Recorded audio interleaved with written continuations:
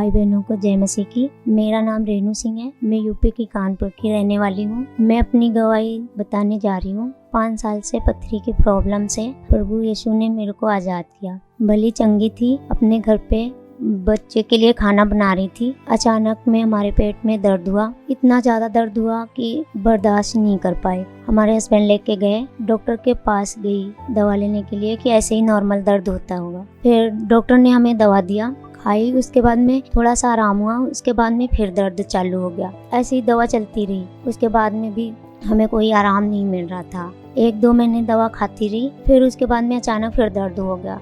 फिर दर्द हुआ। फिर मेरे हस्बैंड गए दवा लेने। उन्होंने बोला कि एक बार अल्ट्रासाउंड आप करा लो, डॉक्टर ने बोला। तो फिर हमारे हस्बैंड गए अल्ट्रासाउंड कराने के लिए। अल्ट्रासाउंड कराया, वहाँ उसमें एक 3 ml की पथरी निकली, एक 4 ml की। फिर इतना तबीयत खराब हो गई। मैं ऐसे बेड, इतना भयानक दर्द होता था, बेड से भी गिर जाती थी। डॉक्टर ने बोला कि इतने महीने 3-4 महीने कोर्स कर लो दवा। खाती रही। 1-1.5 महीने ऐसे रही। हर महीने खाने चालू स्टार्ट कर दिया।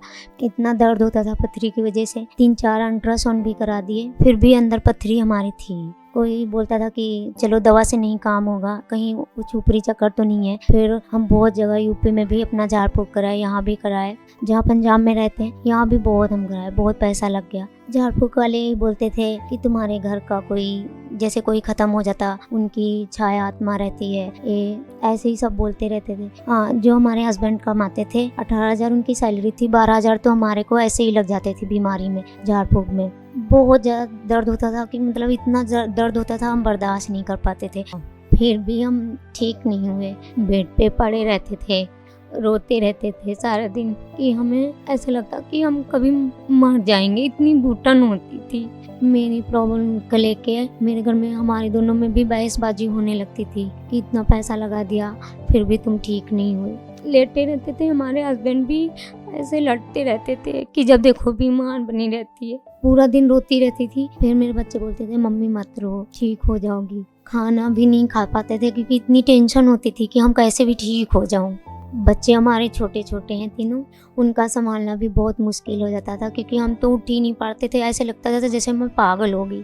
मतलब अपना हम यही नहीं देखते थे कि हमारे हस्बैंड आए, कि हमारे बच्चे आए। मतलब हम उनके बारे में कुछ सोचते नहीं थे। आस पड़ोस वाले भी बोलते थे कि ऐसा क्या हो गया तुम्हारी घरवाली, जब देखो बीमार बनी रहती। मेरे ससुराल में भी सारे यही बोलते थे। मेरे घर पे भी मेरी मम्मी बोलती थी कि कहीं अच्छी जगह दिखा लो। अपने आप से इतना दुखी हो गए थे, कभी कभी मरने के लिए भी सोचते थे कि कहीं मर जाएं जाके, कहाँ जाऊं, किसके पास जाऊं कि हम ठीक हो जाएं। उम्मीद कहीं एकदम से हम छोड़ दिए थे। ऐसा लगता था बस हमें मरने के अलावा कुछ नहीं है। हम यही सोचते थे, ना हमें दवा काम कर रही, ना झाड़ फूक कर रहा, फिर हम क्या करूं, कुछ समझ में नहीं आ रहा। ऐसे हम हो गए थे। हाँ, अपने आप से इतना हम दुखी हो गए। 1-2 बार सुसाइड भी करने की कोशिश की, बल्कि रात का समय था, मेरे हस्बैंड सारे बच्चे सो रहे थे। मैंने सोचा कि मैं मर जाऊं। फिर मैंने ना अपनी चुन्नी उठाई और पंखे में जैसे ही लगा ली, पंखे में लगाई, खींचने को की, वैसे ही मेरे हस्बैंड की नींद अचानक में ही खुल गई। फिर उन्होंने मेरे को टेंशन में देखा, खोले, फिर उन्होंने रोने लगे। बोलते हैं कि ऐसा क्यों कर रही। मेरे को कुछ दिख ही नहीं रहा था। मैं बोली मेरे को मर जाने दो। इतना हम पैसा लगा दिए, इतना हम बीमार रहे, इतना हम झाड़ फूक से हम हर जगह से तंग हो चुके थे। ऐसा लगता था बस अपना जीवन खत्म कर लूं। फिर मेरे हस्बैंड ने बहुत डांटे, बोलते बच्चे हैं छोटे छोटे, इनको फिर समझाने लगे कि बच्चे हैं, इनको कौन देखेगा, कौन करेगा। इस समस्या से हम 5 साल से जूझ रहे थे, फिर भी हमें कोई रास्ता नहीं दिखा। मैं एक दिन मंडी जा रही थी, उधर से आते टाइम में एक मेरी बहन चर्च में जाती हैं, उनसे हमारा बहुत जानकारी थी। उनको मैंने अपनी सारी प्रॉब्लम बताई। उन्होंने बोला कि जहाँ आप इतना पैसा लगाए हो, वो एक बार विश्वास से चर्च में जाके देखो, अद्भुत वहाँ काम होते हैं। फिर भी हम उनसे भी बोली कि हम कैसे जाऊँ, हम इतना पैसा लगाए, हर बीमारी डॉक्टर के पास गए, फिर भी हम ठीक नहीं हुए। वहाँ क्या होगा, कुछ भी नहीं होगा, क्योंकि हमें विश्वास नहीं था, हम जानते भी नहीं थे परमेश्वर के बारे में। सिस्टर ने हमें, फिर उन्होंने बोला कि हमारे साथ चलना है, तो मैंने बोली ठीक है। फिर वो बहन हमें लेके गई चर्च में।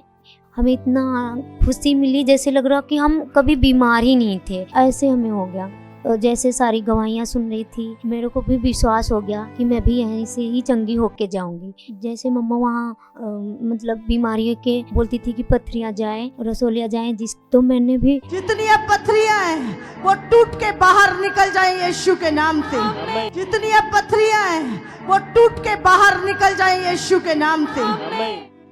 उस चीज़ को ग्रहण करती थी। फिर मैंने अपने बीमारियों की जगह पे हाथ धरती थी कि मेरी भी पत्थरियाँ जाएंगी, मेरे को भी परमेश्वर चंगा करेगा। फिर एक दिन मम्मा ने लेहन कार्ड मैंने बनवाई, फिर मम्मा ने हमारे लिए लेहन प्रेयर की। फिर प्रेयर के बाद भी हम संगति में बने रहे। फिर मैंने 12 तारीख को अल्ट्रासाउंड कराई 2023 में, तो उसमें हमारी रिपोर्ट नॉर्मल आई। आप हमारी दोनों रिपोर्टों को भी देख सकते हैं, जिसमें पत्थरी थी और जिसमें नॉर्मल मेरी रिपोर्ट आई है। प्रेयर के बाद में हम अब पूरी रीति से हम चंगी हो चुकी हैं, बल्कि अब 1 सालों से हमें कोई दर्द नहीं है। जैसे कोई हमारे को भी बोलते थे कि जात बदल दी, धर्म बदल, बल्कि मैंने यही सीखा परमेश्वर में जाके, परमेश्वर कोई जात नहीं बदलता, बल्कि बीमारियां चंगा करता है, जीवन बदलता है। कोई नशे से आजाद हो रहा, कोई पत्थरियों से आजाद हो रहा, कोई दुष्ट आत्मा से आजाद हो रहा। जो हम तांत्रिकों के पास में भी जाते थे, उनसे भी हम आज़ाद नहीं हो पाए। दवाइयाँ भी खाई, डॉक्टर भी बदले, चेंज किए, बल्कि हमें कोई आज़ादी नहीं मिली। जब हम चर्च में गए, फ्री में गए, वहाँ ना कोई पैसा लगता था, ना कोई कुछ, बस जीवित परमेश्वर वचनों को ही सुना, संगति में बने रहे। एक प्रार्थना के ही कारण मेरा जीवन बदल गया। और कोई हमारी बीमारी नहीं, ना हम अब रोते हैं ना कुछ, अच्छे से काम भी करते हैं। मैं इस अद्भुत गवाही के लिए परमेश्वर का धन्यवाद करती हूँ, क्योंकि 5 साल की मेरी जो पथरियों की बीमारी थी, हम उस चीज़ से आज़ाद हो गए हैं। मैं 1 साल से पूरी रीति से आज़ाद हूँ। परमेश्वर यीशु मसीह का धन्यवाद करती हूँ। आत्मिक माँ का भी धन्यवाद करती हूँ। सारे भाई बहनों को जय मसीह की।